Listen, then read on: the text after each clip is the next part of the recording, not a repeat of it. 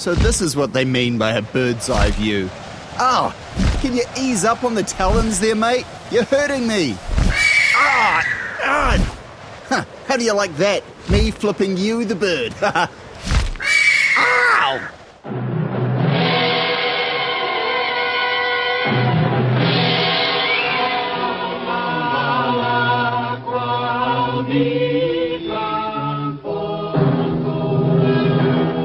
What a predicament! Hello, this is What a Predicament, a podcast that probes the predicaments of the modern day and age.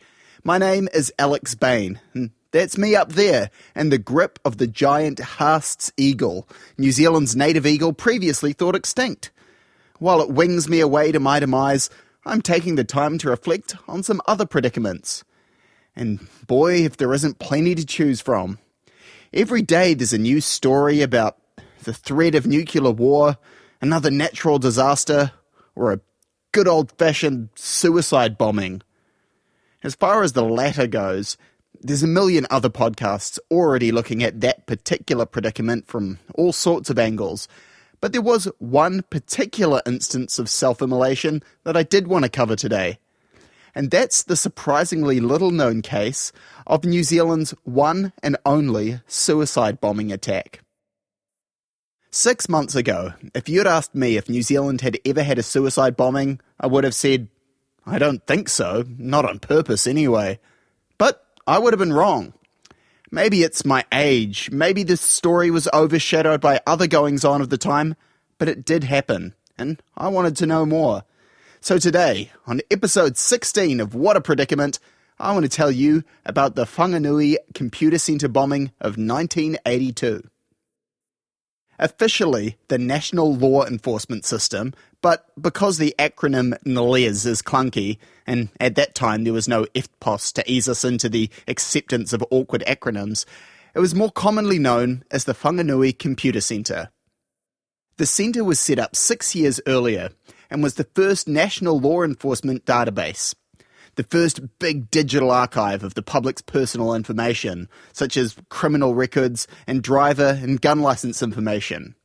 Alan McCready, the Minister of Police at the time, called it, quote, possibly the most significant crime-fighting weapon ever brought to bear against lawlessness in this country, end quote.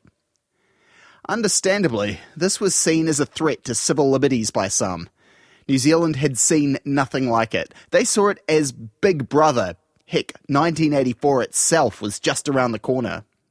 At 12:35 a.m. on the 18th of November, yes, 1811, a young man approached the building bearing 6 sticks of gelignite.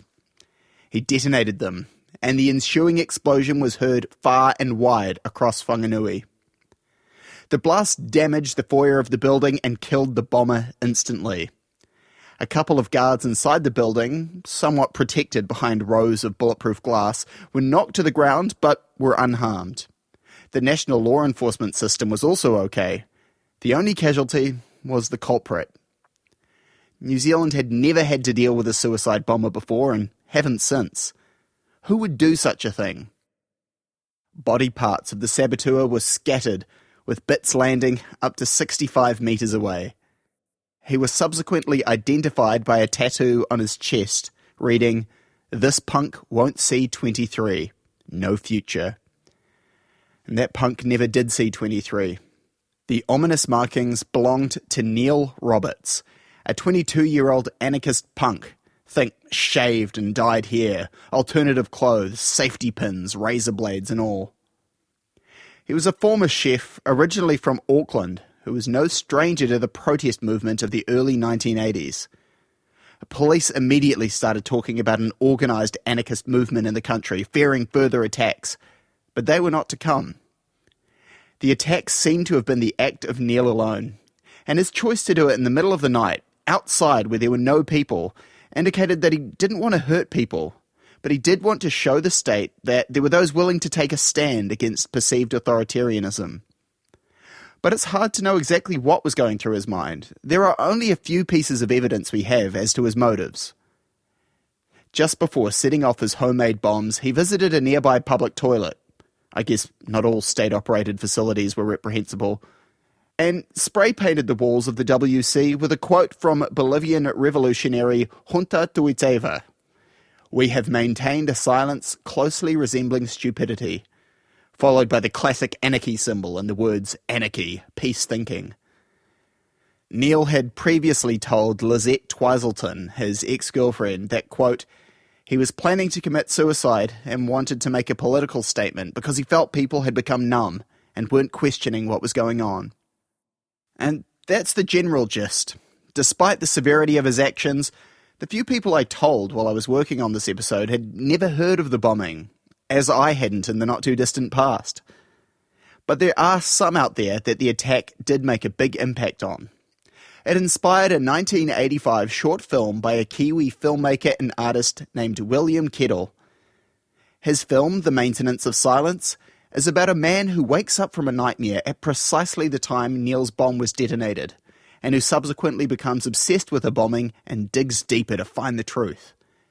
Nowadays, William lives in far-flung Florida, but he might be the one guy I can turn to shed some light on today's predicament, so I gave him a call to have a wee chat. Police in Wanganui at this stage are working on the theory that this morning's blast at the Wanganui Computer Centre was an attempt to blow it up. A few minutes ago, we spoke to Wanganui Police Headquarters. At 12:35 a.m. this morning, a young man carrying an explosive device was killed instantly when the device detonated itself outside Wairiri House. He approached the main entrance to the house, he stooped over and the device went off, and as a result he apparently was killed instantly. He says the police believe at this stage that the man was acting alone. He has yet to be identified. The front door of the computer centre was damaged in the blast. Work inside went on uninterrupted. Investigations continue, and we'll be updating that story during the morning. How did you first hear about the events of November 18th, 1982? I had been back in New Zealand about 6 months. I left New Zealand in 1970 and I came back in 1982. And I'd been living in London, and I'd gone to university in London, art school, and I came back to do a project actually, but I ended up living there, and the project didn't happen, and I just read the newspaper. I heard the news in the morning of November 18th, and I was kind of surprised at the media reaction. And it was clear, actually the clue was the fact that he wrote, "We have maintained a silence closely resembling stupidity," which is a very clear statement. He'd written that on the toilet wall opposite the computer centre. And I realised that, however much they called him an idiot or whatever, it was clearly a political act, and an interesting one. And, it was a very clear, the maintenance of silence, that, we have maintained this silence closely resembling stupidity is an articulate statement. And that caught me. And that's where it started, really. It was that day and realising, he's a punk, he's got safety pins in his pants, he's got a weird style haircut. It was small-minded reporting, and it was an interesting time in New Zealand, actually. It had been the year before, had been the Springback tour. I hadn't been there for that, but most of the people I knew were involved in some way in protesting the tour. And I had a friend called Merita Mita, who was a documentary filmmaker, Maori woman, very interesting woman who's dead now. She had made a film called, what was it called? It was about this, the protests on the tour, and the police were after her footage, because they had, evidence of police brutality and stuff. And it was an interesting time. It was the end of Baldoon. It was that cops really were empowered, and they had been in that 10 years that I've been absent from New Zealand. It is a remarkable story. I mean, it's New Zealand's only ever suicide bombing, but what was it specifically that struck a chord with you that made you want to go on to make your film?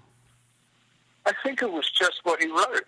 I think it was, we have maintained a silence closely resembling stupidity, which was a very clear political act, just as Guy Fawkes was a political act in England, you know. It was very clearly a political act. And it spoke a chord because New Zealand wasn't, it was the end of Muldoon. Muldoon was the nearest thing to Trump that New Zealand ever had, you know. He really, you know, he was all powerful, and he belittled he was very good at destroying opponents and running it, you know, his way. And, you know, the Springbok tour went ahead, you know, he wasn't listening to the people at all. And as we see in history, you know, shortly after, he was defeated by Longy. So, and that was a popular revolution, which I was there for. And it was a very interesting time, you know. There's a division in New Zealand between generations, I think. You know, the war, the those who served in the war, like my parents and their family, and you know, the British Empire, and suddenly it didn't really add up anymore quite, you know. And it turned into something else. The passing of the torch from one generation to another? Yeah, and I think Longy was that. I think Longy came in shortly afterwards, and that was the non-nuclear stance, which did New Zealand a huge favour, actually, because tourism started as a result. It did. It's really interesting because the non-nuclear stance in New Zealand made New Zealand a destination where if you were frightened of the future of humanity, you went there or something, you know. And I get this in America now, you know, oh, New Zealand's the perfect place, you know. I know New Zealand's not the perfect place, but it's still an interesting place, you know. What did you want to say with the film? Was there a particular aspect of the events that you wanted to try and capture, or exploring his mindset, or what was your through line that you were trying to get across? Well, I think I was just trying to bring attention to it as something that had occurred that had been written off. And it was about, in a way, it was about how this almost hadn't happened. Did we imagine this? You know, that's why I put a protagonist in it. Because the way it, you know, it was, the media cycle was in that case about 48 hours. It was no longer news but 2 days later.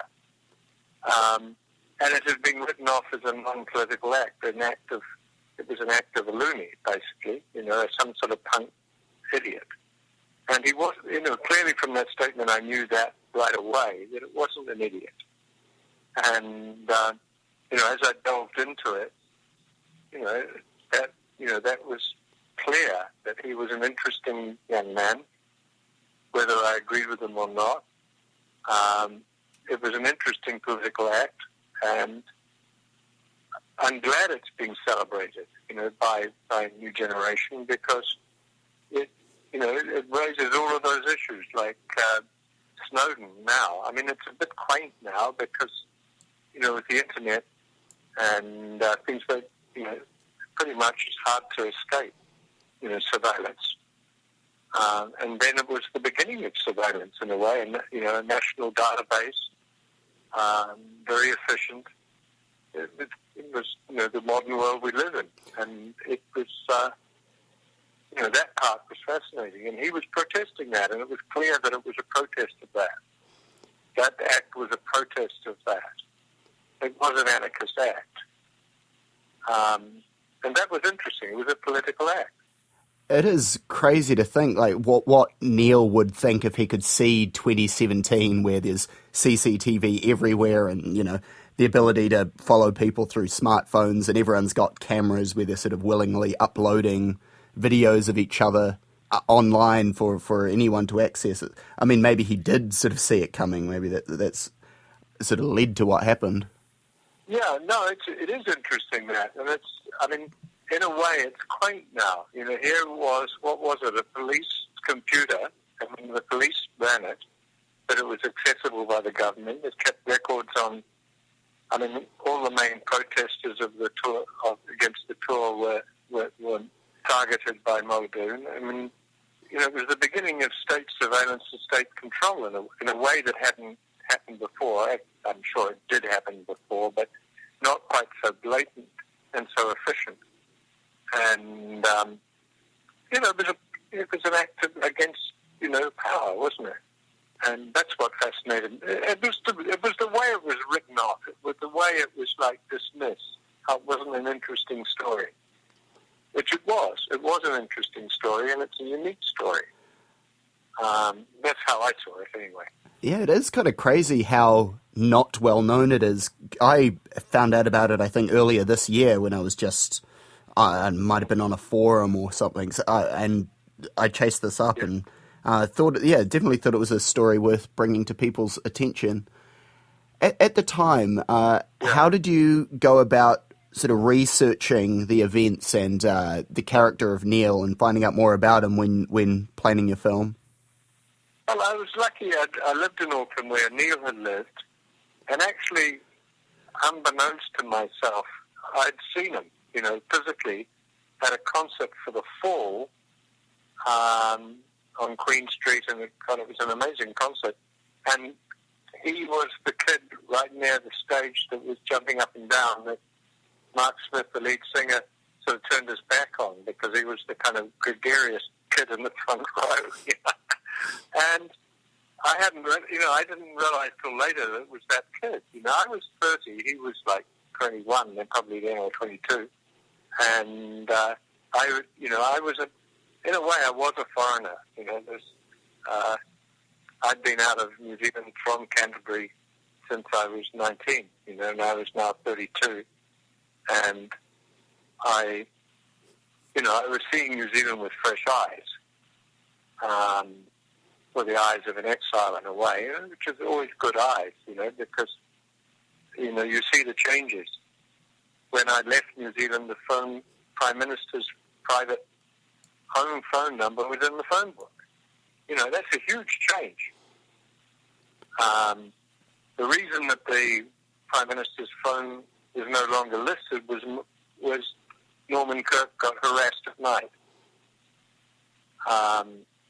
by callers. So, you know, that's you know, those things changed. But when I grew up, it was a very naive world where the Prime Minister's home number was listed. It's worth remembering that, I think. It's, you know, it's a lot of changes between 1970 and 1982. So after you'd put your film out, what sort of feedback did you get? Did you hear anything from the family? I went and visited the family privately after it. You know, I gave them a copy. I talked to them, and they hadn't really participated, but they knew it was happening. And I said that I thought, you know, I had a conversation with the father. I mean, they were very awkward about it, and I, you know, to some extent, I felt his story was worth telling, and you know, and they didn't stop me or anything. And they knew a couple of Neil's friends had talked to me, so you know, and so I went. You know, I talked to them to say I didn't intend to do any harm or malign them or anything like that, you know. But I think they were, you know, to them it was it's a loss of a brother or a sibling or something. You know, it would have been awful, I'm sure. You know. And they, contrary to what I've read somewhere that they were a rich Auckland family, they weren't. They were sort of middle class living sort of Mount Eden, you know, but not on a big house. I wouldn't say he was from a rich family. So a loving family, you know. So that was, you know, I felt awkward about that, you know, but I did think it was worth telling. So obviously, since he's passed on, we can't ask Neil, but do you think he thought the bomb would maybe destroy the computer system and then the police would go, oh, well, damn, foiled again? Or do you think it was more of a symbolic act that would just draw attention to the issue of state surveillance? Well, I'm led to believe that he didn't really want to kill anybody, that he thought that the people working there were like, just dumb people who didn't know what they were doing. Or I'm not quite sure he had used those words, but I can't remember. But for some reason, he didn't want to kill anybody, so it was a symbolic act. And he blew himself up outside. He didn't get himself past the first set of doors or anything like that. And I don't, the fact is I don't know. But I do believe that he, and his friends told me he wasn't interested in killing him. He was interested in, drawing attention to it. And I have to take them on face, for what they said. I mean, I can't see inside his mind. I think it's given me quite a lot to work with. Was there anything else you wanted to say or comment on about the events, or Neil? Making the film and dealing with, talking to Neil's family and giving them a thing, there is a personal dimension to anything like that. There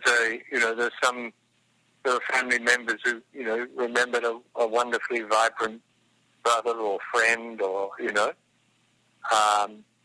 there's always that side of, of something. And I think he was somebody who really engaged people, and he had lots of friends. He was certainly, not a sort of nut, in the normal sense of, somebody who's angry at the world and going to kill everybody. Not Timothy McVeigh. It's more deliberate and it's more thought out. I'm not sure, suicide would be a choice that I personally make in a political statement, but because it means that's the only political statement. But that's how it got me at the time, and I don't think that was wrong. I think I saw it for what it was. It's something that the media really didn't want you to know, that we now had a centralized controlling place in Wanganui, which is a right-wing place, and deliberately put there outside of Wellington, outside of where it would be likely protested, into a right-wing area of New Zealand, a country town, Wanganui. That was deliberate, placing it there. So, it was an interesting protest, really. And it was the beginning of the kind of, what we know today, which is, where every bit of information is stored, every email communication. Thank you very much for talking to me. No, it's been a pleasure, and anything that keeps it alive, because I think that what Neil did was valuable, and just, pointing out to New Zealanders that, you do have to keep an eye on things, In the chill melancholy of that country afternoon, we knew that it was already myth. By exploding to his certain end, his chosen death, he had fired a wave of shock and a wake of reaction. Play it down was a command. Keep it low-key was an order. The statements and the explanations followed. A sad victim, a misguided youth. He couldn't keep pace with the changes in modern society, declared a chief of police. Through a sad weakness, he was led to join a sect like the punk rockers, we heard. I wondered if they didn't somehow believe it. The computer centre ultimately survived the blast, and in the 90s was transferred up to Auckland until it was finally shut down in June 2005, replaced by the National Intelligence Application, or NIA. As William said, looking back, it's hard to comprehend Neil's actions without the context of 1982. Between the elected right-wing authoritarian supporting racist policy, the police violence, the unemployment, and a great left-right divide resulting in record-breaking protests, we in 2017 can't imagine what that would have been like. The actions of New Zealand's sole suicide bomber have not been forgotten by all. From 1986 to 89, and irregularly after that, punks would gather annually at Motuua Gardens in Whanganui to mark Neil Roberts Day. And while obviously I too was taken with the story of this young man who seemed to believe he was sacrificing himself for a greater cause, it puts me in a weird predicament. I've tried to be careful putting this episode together to not mythologize the guy too much or make it sound like setting off bombs is noble or a way to solve problems. But, maybe that's giving myself too much credit. Well, I'd be surprised if anyone who heard this podcast was spurred to suicide bomb because of little old me. I would also be a little bit put out. If you were going to, and you shouldn't, but if you were, which you shouldn't, but if you were, let me know by emailing whatacatproductions@gmail.com and I'll set you up with a microphone so we can at least get some good audio for the podcast. Or, reach out to one of the great suicide hotline services that are out there.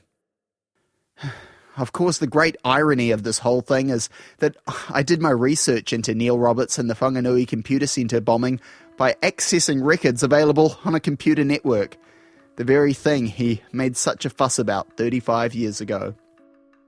His final words, in a suicide note jotted down on a piece of cardboard outside the public toilet, said, "Here's one anarchist down. Hopefully there's a lot more waking up. One day we'll win. One day." Thanks to William Kettle for talking to me. I've linked to a short film inspired by the bombing in the description of this episode, which you should be able to just click on whatever device you're listening to this on. Thanks for doing that, for listening, by the way. The opening theme music is a derivative of The Little Hotel of Horrors by Documentarium, licensed under Creative Commons Attribution 4.0. And this track is Phil by the great Cy Hart. What a Predicament is a What a Cat production. There's a bunch of What a Cat social media accounts, but the one I'm most active on is Instagram, so check that out if you're so inclined. It's at What a Cat Productions.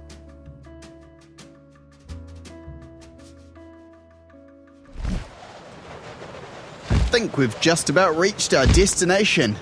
We're flying over some lush island. Huge trees. I think we're about to land in one. The eagle's dropped me off in its nest. It's huge. I guess no wonder such a big bird would have an equally massive nest.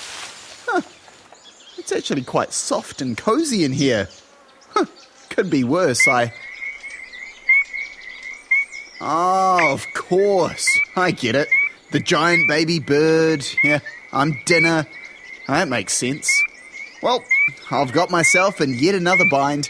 Check back in a couple of weeks to see how this here turns out for me and for an all-new episode of What a Predicament.